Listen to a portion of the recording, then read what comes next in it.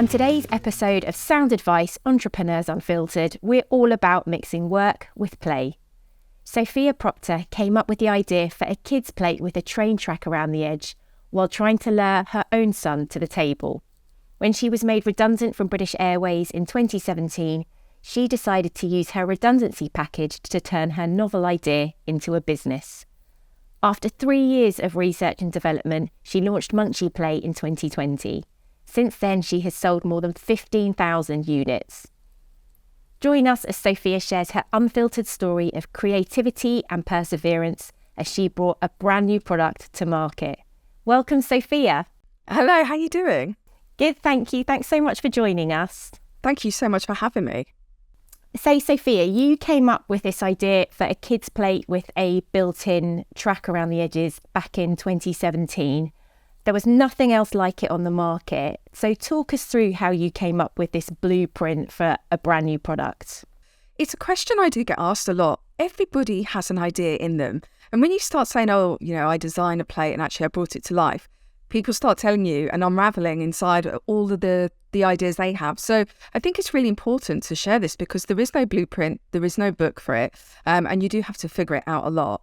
But whatever journey you're on, it does tend to follow the same process. And the first thing is when you have that light bulb moment. So for me, I was really struggling with my toddler. He wouldn't eat at mealtimes. And it was just this perpetual problem. And I was back at work. And I had this sort of mum guilt that I think a lot of parents have that, as long as I can feed him, he'll be all right.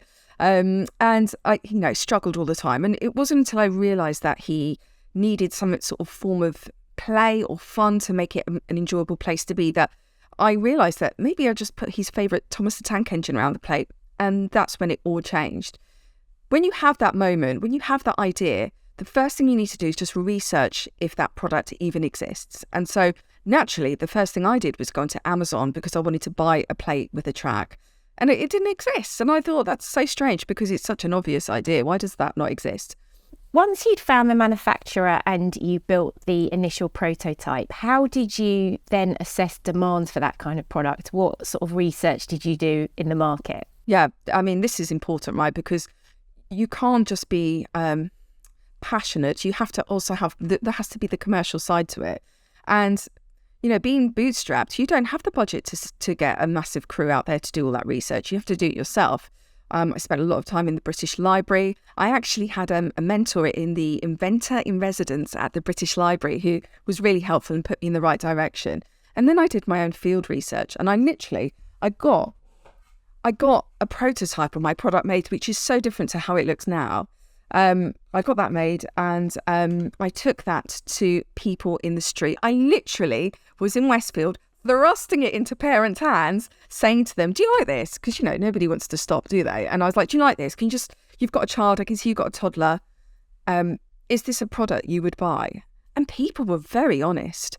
A few people said, no, I don't like the idea of playing at mealtimes. A lot of people said they loved it, and a lot of people said they struggled at mealtimes, which confirmed to me what I already knew. And of course, in the sort of other research that I did, looking at research papers, looking at different trade bodies, plastics, I really delved deep into a lot of products today for kids are made from melamine. A lot of the major retailers stock melamine kids plates, and I looked at the association of melamine and some of the toxins, the potential toxins in that product, and I wasn't convinced that that was the right plastic I wanted to use. So I found a far more sustainable and safer product, which was polypropylene. So I did so much research into every element of this, because if I'm putting my name to it and this is going to children, it's got to be the very best product that is possible. And that's something that small businesses do. They can put their heart into a product, and they can also start from the beginning and do things the right way, do things their way. And not having any background in manufacturing really was an advantage, I think, because I wasn't doing what I thought I should be doing. I was doing what I wanted to do because it was the right thing, not because that's how it's always been done. So that's a massive bonus when you start your own business.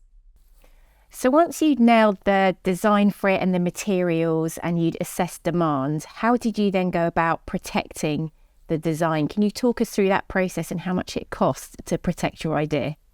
It's patent pending, and I own all the design rights to it, which are actually even more important because design rights actually stand up quite strongly in the court of law. And the brand name itself, Munchy Play, is trademarked. I got the best team lawyers in London to do this all for me. It's quite a big thing to do on your own. I don't recommend it. And it costs tens of thousands. Again, it's all territory, which territories you decide to do, but I went the full way. So, yeah. I mean, that is a huge cost. Plus, you spent around 3 years in research and development. How else did you fund those early days other than the redundancy package? So one thing is when you launch your business, in most cases, you are just starting from scratch and you don't know if you're going to produce a revenue stream then. You don't know how long it's going to take to come to market. I actually thought it would take me, naively, 6 months. I was like, I'll get this done in 6 months. I've, brought an Olympic flame from Athens to London. I can, I can do this in 6 months. 3 years later, when you're creating something from scratch, there's no template for it. So you've got to really be in it for the long haul. And with that means you've got to find another revenue income for yourself. And I loved working in the media industry. I loved writing. I loved helping other small businesses. And so what actually happened was when I left my job, there was a 6-month period of gardening leave. And we had to go into this office to do career searching. And I hate wasting time. I'm not one of those people. I would never just sit around as a lot of people would and did. I actually used it to make money. And I started in the gig economy and I started writing for people. I started to hone my skills. I realised that I wasn't just, a press release writer, but I could write SEO content. I started to educate myself about the new AI chat that's coming, everything. You sort of learn that as you develop. And I started to get some really good clients. And of course, then when you were ready to launch Munchy Play, the pandemic hit. So can you talk us through what impact that had on the shape of the business and how you turned that real challenge into an opportunity? When you look at my product, it is a simple product, and that's why I think it's successful. But what you don't often realise is simple products are really hard to make. There was a lot of engineering behind it, which is why it took so long. And in the manufacturing world, I had to buy a tool, a big hunk of steel, basically. And that's what makes my product. Think of a big sandwich maker, right? And if one part of the product didn't work, they'd have to take it off the machine and you'd wait another 6 weeks to 2 months to get that machine back on and try it again. So it was a very drawn out process. That's why it took so long. And finally, in March 2020, when I was just ready to press the green light, I was just ready. The pandemic struck and I had been keeping an eye on it because I could see it coming. I think a lot of us could see it coming. Everyone but the government seems to be able to see it coming, didn't they? You could see what was coming. This wave was just coming in our direction. I was fully prepared that, we might be going into some sort of quarantine. And I pressed paused, mostly because the factory wouldn't be able to open. But also, you've got to, measure the temperature in the room. Who wants to launch a product? Who wants to buy something at that time? Everyone was worried about security, their health, how they could, bring money into their homes. It was a really, we all lived through it, didn't we? 3 years ago. Oh, I'm even getting goosebumps thinking about it. It was a really awful time. And I pressed pause and I was in full panic mode. I have health anxiety anyway, so that was not very good for me. We pulled our son out of school 2 weeks in advance because I was just so worried. And homeschooling began very early for us. So with all that going on, I kept on freelancing. And what I saw, it was really interesting, actually. What an advantage it was, I think, looking back. I'd already, for the past 3 years, built up this little gig of writing for people, which I'd become quite successful at this point. And it was such an advantage going into lockdown because I knew what to do. I knew where to get work. I had clients. I knew what people were looking for. And I had my PR background. So I was very fortunate. And when you couldn't leave the house and you couldn't do anything, my husband was unable to work in his industry. I was basically the breadwinner for a short period of time. And that meant working from the moment I got up to the moment I went to bed, honestly, with a bit of childcare thrown in. My husband did so much of that. And that was a challenging time. But what I learned at that time was that small business started by saying to me, help, what do we say to our clients? What do we say to our stakeholders? What do we say to the media? And I'd prepare all that. I wrote 10,000 words in 1 week for an Australian government body. They were a little bit ahead of us about how to deal with, a media strategy in a crisis. So I was very busy. But then, not very long after, maybe about 2 to 3 months after the pandemic, the tide started to turn. And clients were saying to me, I've come up with this idea, and it was all fascinating stuff. It was like curbside pickup for major high street shops, QR codes on menus, which we take for granted, but weren't a thing then. So a lot of contactless stuff. And people you could say, well, were they taking advantage of the situation? And I absolutely don't think so. People were being innovative. People were thinking of ways to make life better, commercially better for them maybe, but they were making life better. They were coming up with ideas and pivoting. And I was so impressed with that. And it all started to happen when people started to ease into the world of lockdown.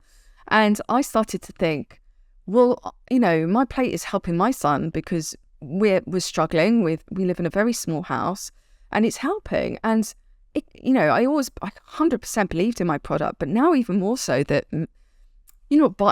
mums are not buying makeup, they're not having their hair done, and even though money is tight, people would always find it for their children or just to make life better in any way they could. And so I thought, well, actually, maybe this is the right time. Maybe I should take a punt on this. Maybe this is the time that I should launch my business in the middle of lockdown with Brexit looming, with us all stuck in our house. Why not? The other thing was that people were buying online, right? So you might remember that you could pretty much only go into a couple of supermarkets, I think, and everything else you'd rely online for.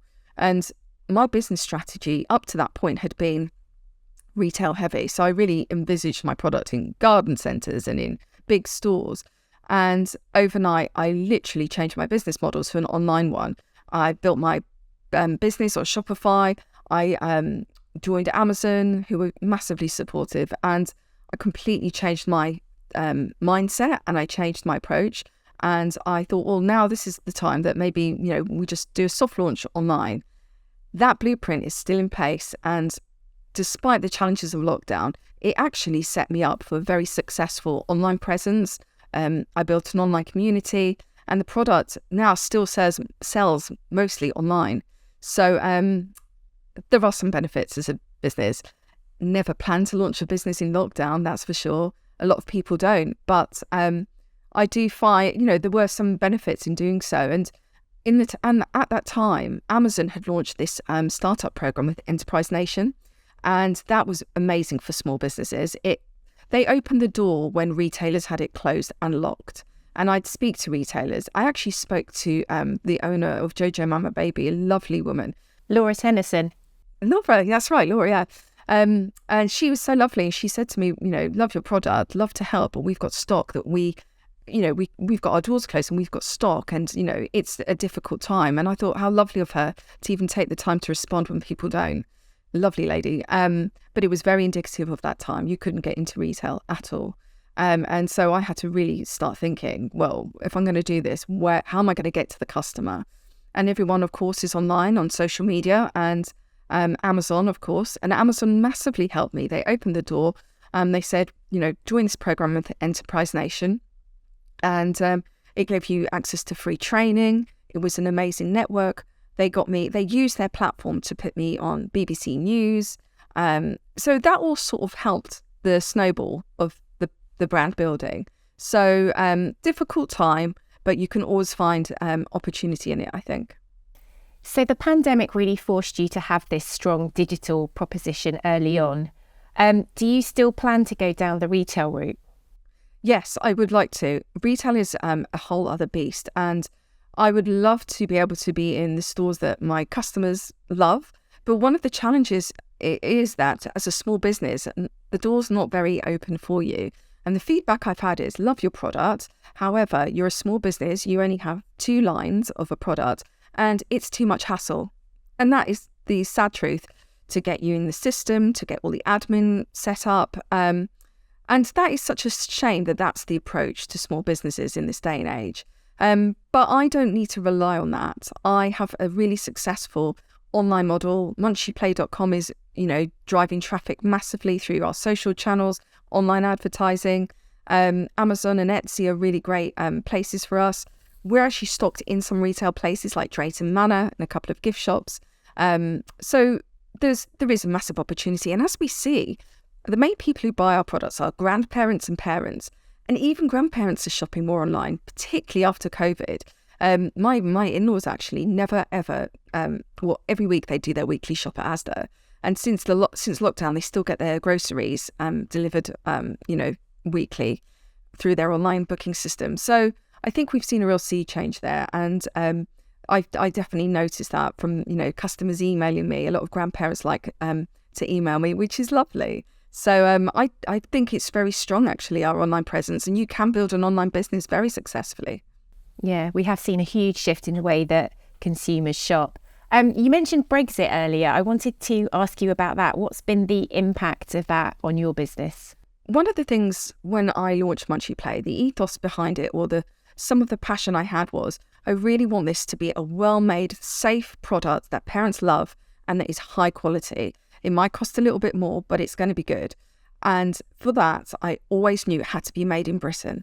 I used to work for a very British company, and it was kind of part of the values there. And I took that with me because, why wouldn't you want to support your own economy? So that was one part of it. Also, manufacturing is massive in the UK. It's one of the things we do really well, but it is more expensive than going to the Far East, but with reason, I think. So for all those reasons, I decided that I would manufacture my product in the UK. And that meant that I wasn't as affected by Brexit as a lot of my competitors were. We never had to worry about, delays importing from China. There was loads of cargo that was stuck during the lockdown period. So we didn't have the logistical problems. But that said, there was still rising costs in raw materials. The price of plastics went up. The price of recyclable cardboard went up. We use no single-use plastic in our products, so even our packaging is cardboard. So all of those prices went up. So that affected me. But also I did see that, suppliers that I use were struggling a little with the workforce challenge. Over 460,000 people left the UK and returned to the EU as a result of Brexit. That's the figures. And that has impacted us as a country, I think. And so you can't deny that has had an impact on, the supply chain, some delays that has affected everyone, I think, in the UK.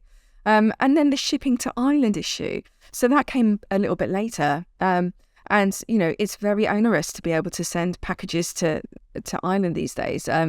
There's so much paperwork. There's so much more administration that goes with it. That I think that's made it really prohibitive to a lot of people. So I don't see many positives for small businesses, unfortunately. And 6 months after launching Munchy Play, you struck a deal with Mattel as a license partner. I'd love to know how you clinched that deal and how you gained credibility in the market. Do you know, that just makes me smile when you say that, because it is, I think, one of my great successes, because I had this dream and it was, my son was obsessed with Thomas the Tank Engine. I don't know if you have that in your life, but my son, they go through these obsessions, don't they? But Thomas never, that was there for a long time. And I just thought, wouldn't it be lovely if I could, while he's still a toddler, just have a Thomas play and make that? And unfortunately, he was a little bit older by the time it was available. But the dream was always, I started off with the Choo Choo plate, it was called, and you can see it was really basic. It was kind of a concept that I just thought I'll get out there and see if there is demand for it, because as you were saying earlier, the only way to do it really is to do it. You can do your research, but you've got to put it to market. So I did have to just put myself on the line and try it. So we started with that, but it was always Thomas I wanted. I had a mentor through Innovate UK, and she was wonderful. And I said to her, the product's launched and it's really doing well, but the dream was Thomas and friends. And she said, well, just approach them. And I said, what do you mean just approach them? She said, just approach them. Licensing is sales, and they're going to want to work with you because your product is innovative. There's nothing like this. So luckily, it was actually the brand licensing exhibition, which is the big license event, I think that winter. And I registered for it and I put my details up on the website. And I was literally inundated by major brands who all approached me to say, would you be interested in a license partnership? And I could not believe it. I really was surprised because I was such a small player and I had only just launched, but I did know that I had something quite special because you can't repeat that. But I always had my eyes on the prize. So I contacted Mattel and I found the loveliest people there, Gemma and Holly, and I approached them and I just said to them, look, I'm a small business owner, I'm a mum, I work really hard and this is my dream. And I really believe that with Thomas and this product, we can make this a huge success. And I didn't even need to sell it to them. They just got it. And they're like a second family to me today. So much so that a year later, they said to me, you really should do a Hot Wheels plate. I had just a generic car plate. And so I said, okay, let's try Hot Wheels. And that has been a massive success too. So I think, you say, how do you clinch that deal? Well, I showed them the product, but also I was very honest. Like, I think being vulnerable in business is something that we are sometimes scared of doing. At the same time, there's a little bit of faking it to make it. So you don't want to be like, on this call, that's actually my bedroom behind me. You do want to actually be taken seriously. But, you can be honest and say, I'm a small business. And we're still, developing our brand, but I will work very hard at this. And I can show you from past sales that this is only going to increase. This is my business plan. This is the strategy. And people will, if they believe in your product enough and they believe in you enough, I think that's going to really serve you quite well. Where do you think that determination and passion and resilience comes from, Sophia? Do you think your background working for corporates like British Airways and Red Bull has helped you? What have you learned from that career? Do you know the thing that helps me the most? I think it's my superpower, is that I've always been a bit of an underdog. So I'm born on the 31st of August, which means I was always the youngest at school. I was the youngest at university. I was the youngest everywhere. And that does actually mean that you're, actually statistically, you're less likely to go to university. You're less likely to have a higher income. Children born in August are less likely to do well in sport because they're the smallest and they don't get picked first. It's fascinating when you look into it. And I struggled. I worked so hard at school, but I never really got the results because I wasn't maybe the most academic, and maybe being younger didn't help. And having foreign parents, my dad's from Cyprus, my mum's from Ireland, they worked around the clock, they had a fish and chip shop. So I think all of that was a bit of a struggle, but I think because of it, I was failing a lot and learning how to fail. And, I see my son, he's 8 years old, and he hates failure. We did his maths the other day, and I said to him, oh, you got that wrong. And he was so upset. I said, don't be upset. This is so good. I'm glad you got that wrong because you're going to learn from it. And we have to set our children up to accept failure because it is so important. All of the battles I faced when I was younger are what make me a resilient person today. I'm not frightened of putting myself out there. I'm not frightened of failure. And I've failed so much. I've already failed in this business because I've already had to overcome so many challenges, and I could have stopped. I could have stopped when the plate didn't work, but I carried on. And so resilience is what gets you through it. I always say this, that you look at success, but at any point in that journey, if I'd stopped, I wouldn't have been successful. The plate failed on round 1. It failed on round 2. I couldn't get parts of it to work. It was because I kept going that I succeeded. And it's that being in it for the long haul, that determination. And I think that comes from resilience. I think it's probably part of my personality to be quite determined. I like to prove people wrong. And I'm quite a focused person, I think. So I think all those things sort of helped me. And more than anything, the belief in my product. Like I really just, sometimes I would doubt myself. Sometimes I would doubt whether I was the right person to do this. Sometimes I would doubt if I could get it made in the UK. That was not easy. But I never doubted my product, and that's what saw me through it. The ability to just go, you need to do this. Even if, for me, success was always getting this product to market. And then when you do, you're part 2 of the journey, which is, what's next? Oh, I've got a business now. I've got to start thinking about that. So a very interesting journey for sure. I know you've said everyone I spoke to thought I was overly ambitious. Do you think a male entrepreneur would have got that same reaction?